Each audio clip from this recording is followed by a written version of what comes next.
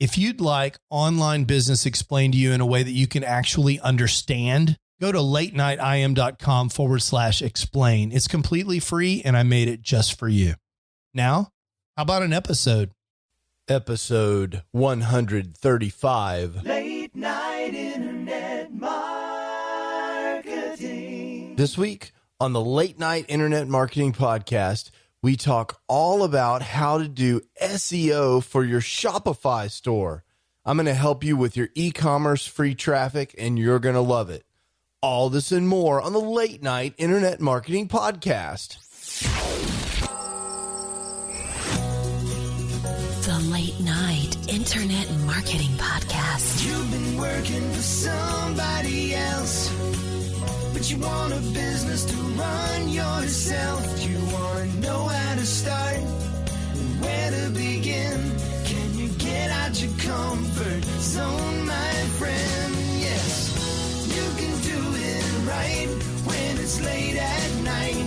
At the end of the day, your dreams burning inside. So keep it up and you will find that you're building your business one night at a time. And now, broadcasting late at night from a little studio in the big state of Texas, your host, Mark Mason.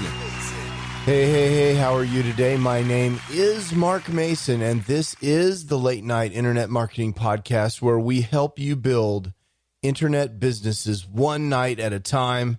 Very excited to be back on the mic again this week. I hope you've had a fantastic week and things are really going great for you in your business. I'm making all kinds of crazy progress on multiple fronts, not the least of which is this Shopify store that I have been building. And building that store and talking to people in the private Facebook group here at Late Night Internet Marketing has caused me to want to talk about Shopify store SEO, which we're going to talk about. But one thing I wanted to tell you about before we really get cranked up here is some super cool free training that's being offered by ConvertKit that we're going to be following along with in the Facebook group at latenightim.com/FB group. So ConvertKit is offering this product creation masterclass, which is super cool. And it's basically a 4-week class designed to cover the 4 critical topics in product creation.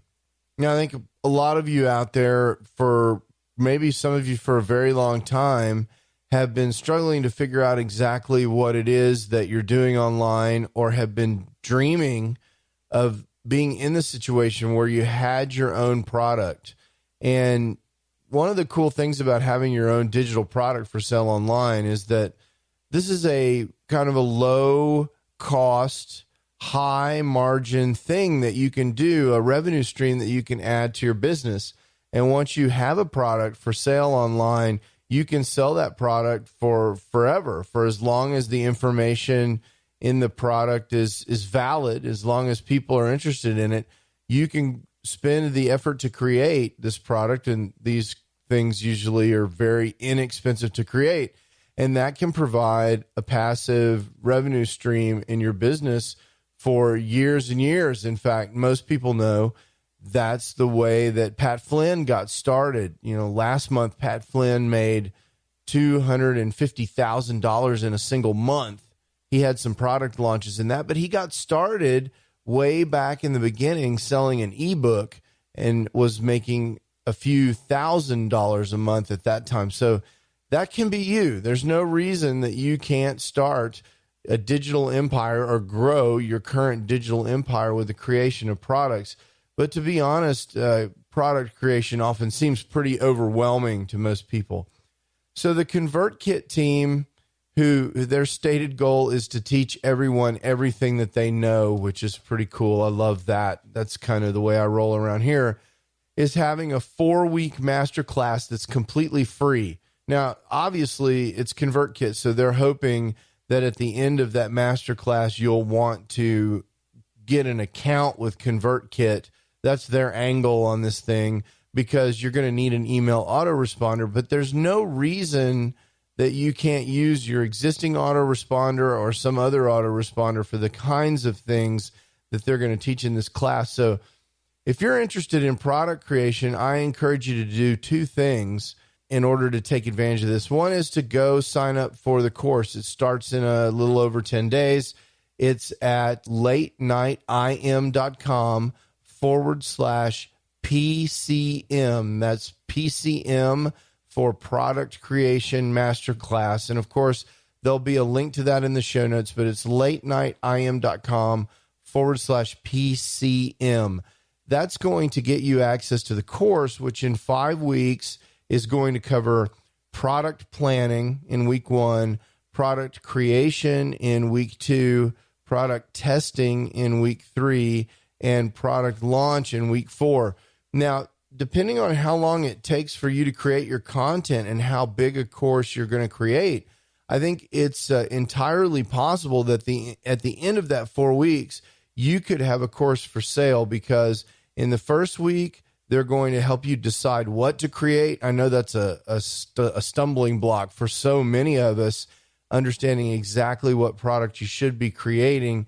And then in the second week, you'll create a content outline and lead magnet ideas and other things that you can create to make a complete product, not just the product itself, but the marketing collateral that you're going to need to sell the thing. In week 3, there'll be some product testing and a validation to make sure that you really have a product and that's viable and is positioned well in the marketplace. And then in week 4, you'll actually launch the product, and they talk about sales page creation and the launch funnel that you can use to help convert people to buy this course that you've just created. So that is super exciting, jam-packed. Now, there are courses out there for sale that do this. In fact, courses that I've taken that cost thousands of dollars. And so this is a real opportunity if you'd like to create a product. Maybe it's your first product and you just haven't been sure how to get started or what to do. This looks like a really good opportunity. And again, you can find that at latenightim.com/PCM. But here's the cool kicker. This is super cool. So I've decided that I'm going to go through this course and do it with you. And we'll be talking about it in the late night internet marketing community every day. So the training comes out daily for 4 weeks. Every day I'll start a little post in the community. And if you have questions about the training, we'll all be working through that together so we can discuss it on a daily basis. And of course, that's at latenightim.com/FB group. So there's 2 things to do if you're interested in this. 1, go get the free training. 2, go join the Facebook group over at latenightim.com/FB group. And I will see you there. That's going to be super fun and exciting. This week, in the world of internet marketing news. All right. So this week in the world of internet marketing news, I just had to share with you this kind of amazing TV commercial from Burger King where they actually hijack one of these devices in your home that talks back to you. In this case, it was Google Home. And I want to warn you, I'm going to play the ad here, and it's going to set off your device. So if you've got one of these, it's nothing terrible, but if you've got one of these automated home devices from Google, the Google Home, I'm going to make it talk. Here's the ad.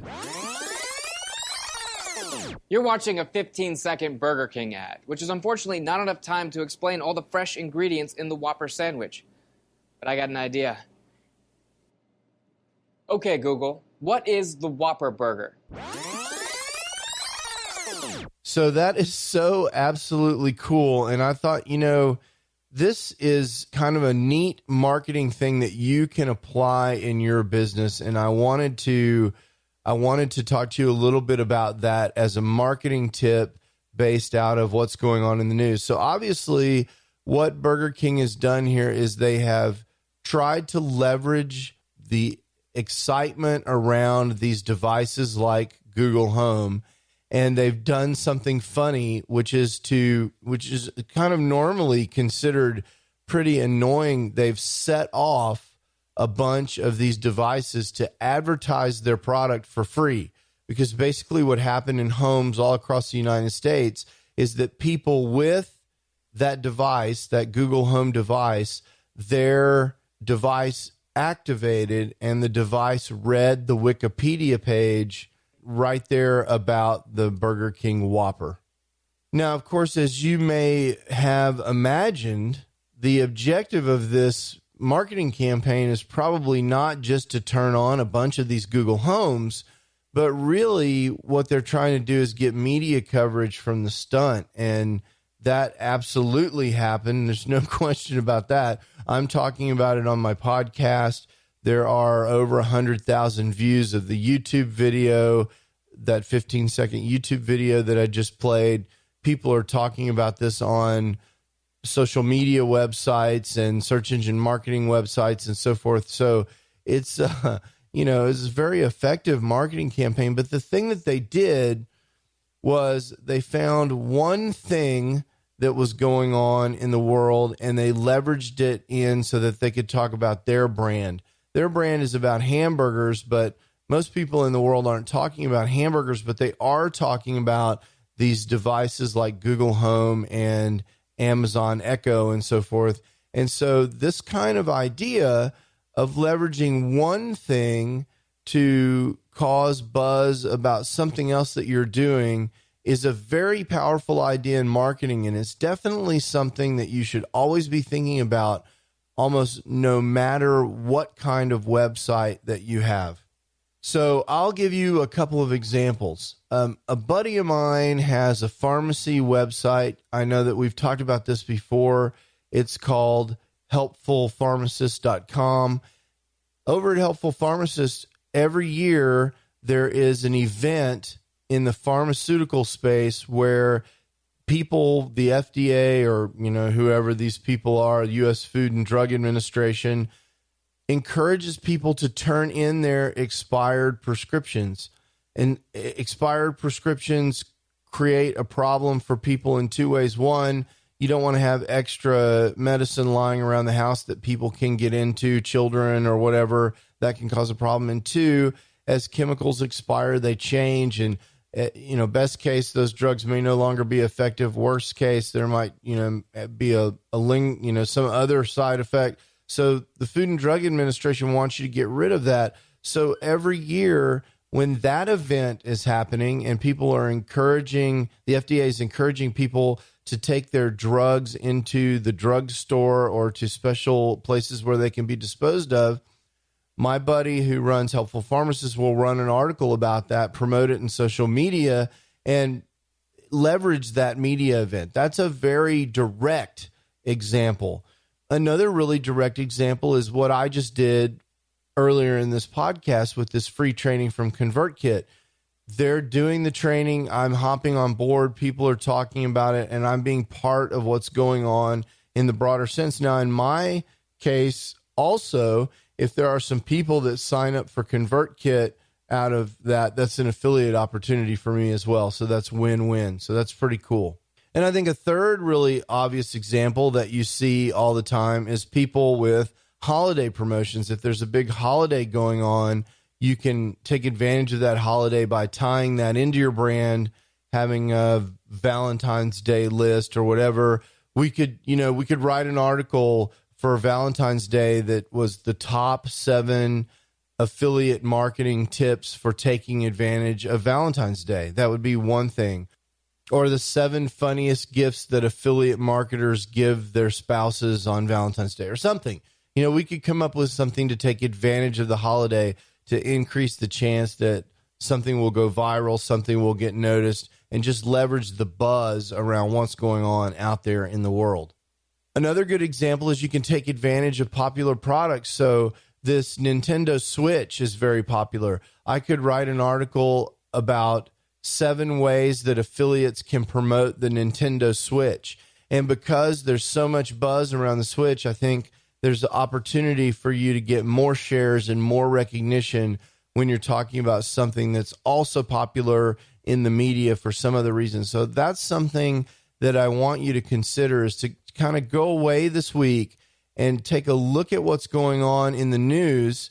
Maybe you've got some way to tie in the United thing that happened on United Flight 3411 into your brand. You want to be a little bit careful with these things that are super controversial, but find a way to tie in what's going on in the real big news media, and you may find a surprising bump in traffic either at your affiliate sites or on your blog or wherever you're doing this from by using that strategy.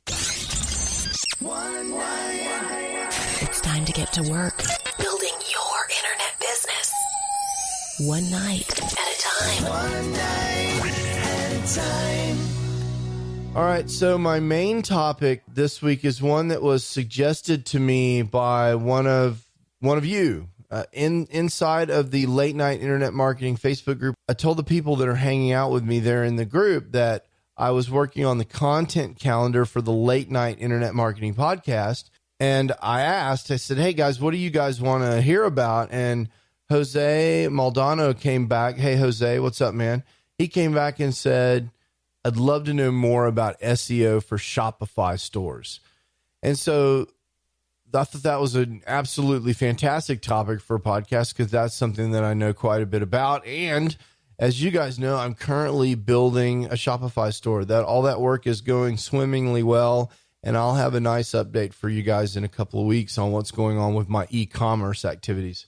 So I think there are 4 really strong, solid tips that I can offer you for SEO for your Shopify store that I think will help you quite a bit as you try and get some more traffic to your Shopify store for free. Now, the first 2 tips are content related. The first tip is to make sure that you have a really strong listing. A lot of times what I see in Shopify stores is, especially people that are drop shipping, is they'll copy over the few pieces of information that are available to them from the drop shipper, the product information, which is usually very terse, like things like the weight and the size of the product. And there's no real descriptive content in the listing that helps people understand the product and gives Google something to chew on. In an ideal world, you're going to want your product listing to be on the order of 1,000 words. And I know you're all going, oh my God, I have 500 products on my Shopify store. How am I going to do that? Start with your most popular products, or the ones that you're most interested in seeing listed in search, and start writing copy for those. And the question I always get is, well, what do I write? And the answer to the question is you use the pastor method. You talk about the pain that people who need the product are experiencing, or, the reason why they would want it, and you amplify that a little bit. You talk about sort of the problem that your product solves. Why should someone want to have that product? Why do they want to own it? And allude to stories that support that sort of narrative, and kind of pull them through the copy with some reference to someone who's had the product before, or a possible scenario where the product could be good, or a time when you use the product. Pull them through the copy and talk about testimonials or ways that you understand that the product has been used, or how it helped you, or how it helped someone, or pull some information from reviews that you may have on the product in the review section of your Shopify listing. And then make sure that the benefits of the offer, the benefits of the product, what you're offering and why it's great is listed there. Make sure inside the copy talking about taking the product home today, order the thing today. Go through the pastor method. You'll get to 1,000 words really quickly. Now, you want to be a little careful. Don't just put any old 1,000 words in there, and don't push the sales button so far down the page that adding the copy actually decreases your conversions, because Now the buy button is way far down the page, but many Shopify themes are well designed to handle plenty of copy while still staying optimized for conversion. So make sure you do pay attention to that. And you may want to test the effect of copy on your product conversions. But for the purpose of search engine optimization, you definitely want more copy on your listing. A second content tip is to take advantage of the blog feature of Shopify. And some people don't even realize it, but Shopify has the ability to create blog posts just like WordPress. So the thing that I would target for Shopify are keywords that have high commercial intent but aren't directly related to your product. So let's say you have a product on your store that solves a particular problem. Let's say you're selling an eye cream that reduces wrinkles, and it's a product. It's Jill's Eye Cream Goo, and you're selling Jill's Eye Cream Goo, and you've got 1,000 words of copy on there about that. Well, what are people that need to buy eye cream goo? What questions are they asking about in Google? Well, they're typing, how do I prevent wrinkles? That's what they're talking about. And what's the best wrinkle cream? And how do I pick a wrinkle cream? And all this kind of stuff. There's all this opportunity to answer helpful content questions. And you can create that content on your Shopify blog. And then at the end of the article, you can say, and oh, by the way, we have exactly the cream that you need right here in our store, and provide an internal link from that article to the sales page inside your Shopify store. That does two things. One is it increases the authority of your blog as people link to that helpful, informative content. That linking inside your blog will help your entire domain perform better, and you'll also pass link juice to your Shopify listing when you make that internal link. But the second thing that it does is it actually attracts visitors from Google to that page and drives traffic over to your Shopify sales page. So recommendation number 2 is definitely to take advantage of the blog feature in Shopify and create great content. This is something that can be easily outsourced in Upwork. I mean, you can go over to Upwork.com and post a listing that says, hey, I need 5,000 word blog posts on wrinkle cream. Here are the 5 topics. Here are the 5 main keywords. Please, native English speakers only. Grammar must be perfect. Go. And you will get an enormous number of bids, and you'll be able to get that content created for a very reasonable price. And you can do that over and over and over again and build an authority site around your Shopify store that will dramatically help your SEO. Now, the third recommendation for Shopify store SEO is a little bit along the lines of the technical things that we've talked about in the past. Shopify has some built-in SEO gadgetry that allows you to do the critical thing of specifying the SEO title tag, which is the title of your product, and the SEO description, which is what helps people that find your listing in search decide to click on it, and the URL. You want to make sure those things are optimized, the page slug for your product, the product title, the page title for your product page, and the description. You want to make sure that those are optimized for search.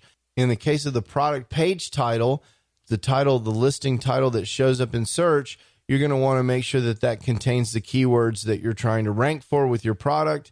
And for the URL, same thing. You're going to want to make sure that's in there.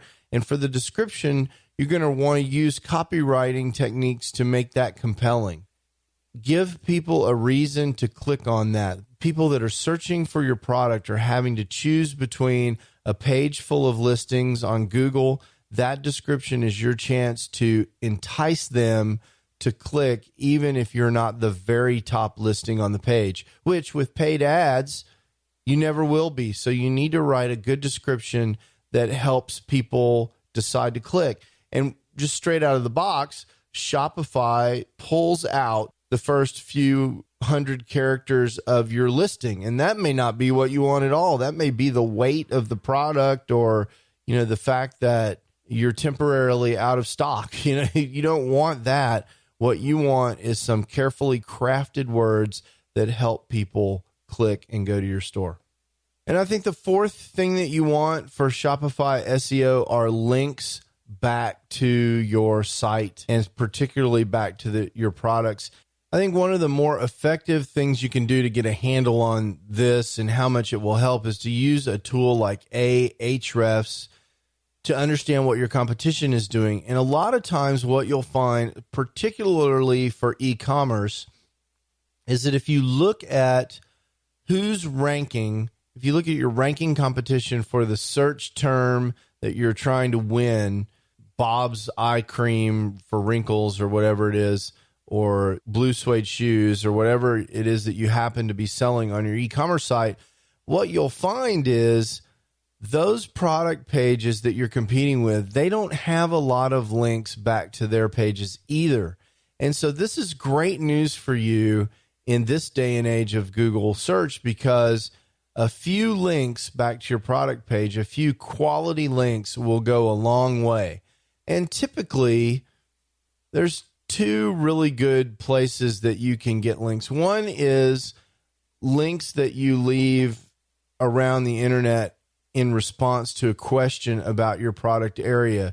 So if there's a comment on a blog somewhere, a blog post about the thing that you care about eye cream, and you can tell the story about how this eye cream that you happen to be selling is the best one, and here's a link to the page in a way that doesn't offend the owner of the blog post, that's great. You can do the same kind of things in forums, and to some extent, even places like Reddit, although be really careful about that, because in every case, you want to really be leaving a ton of value behind prior to leaving your link. And so in places where that's allowed, those contextual links are really powerful.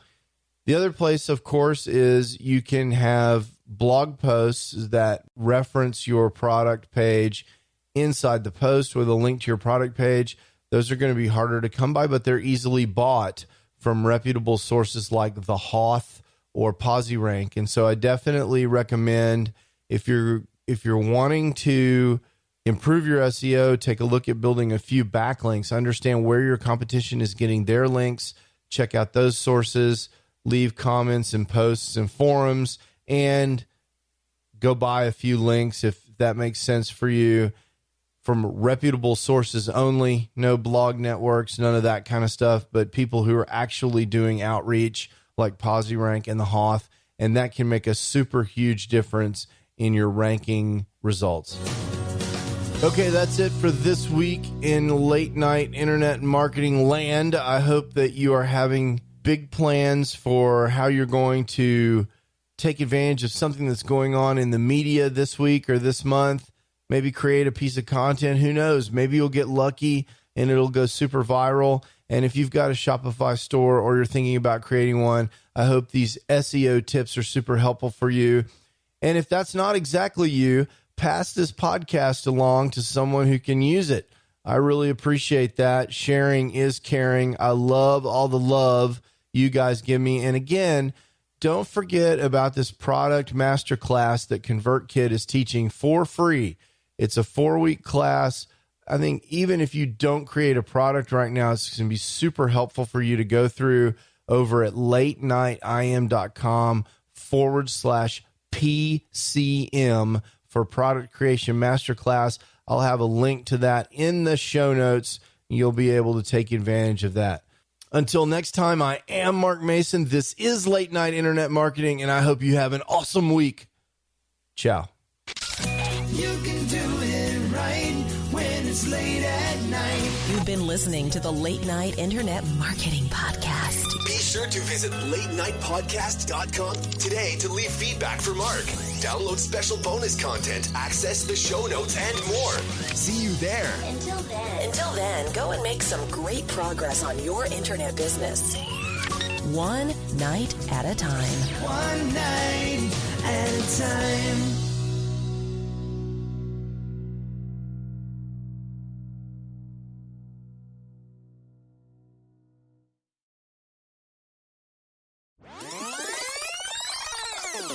Wow, stressful day job action this week. Woo!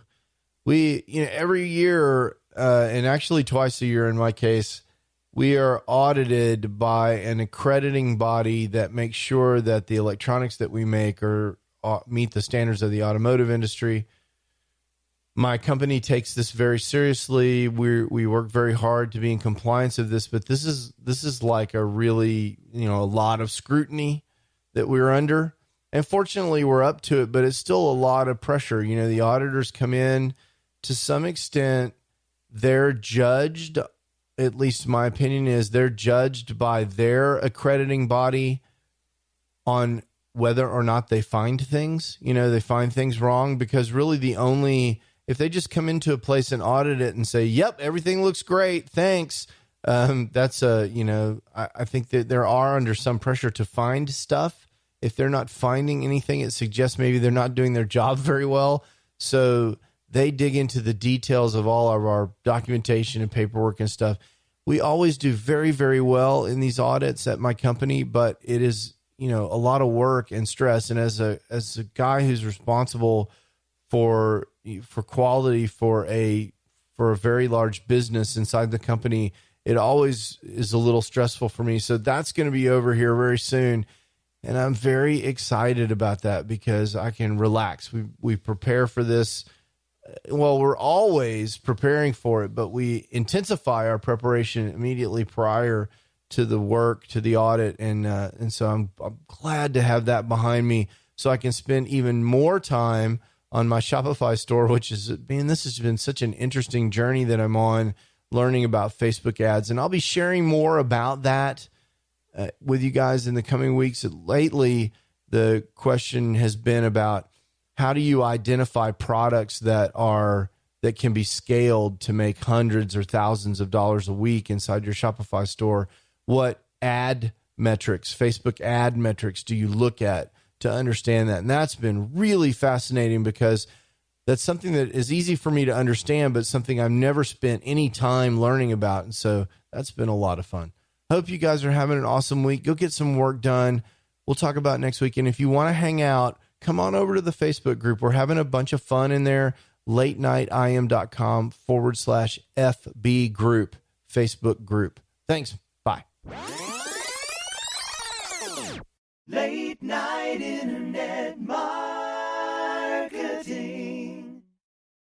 Hey, it's Mark again. I wanted to tell you one more time about this absolutely free resource that I have for helping people who are trying to get the big picture for internet marketing, actually get started and understand what all their choices are.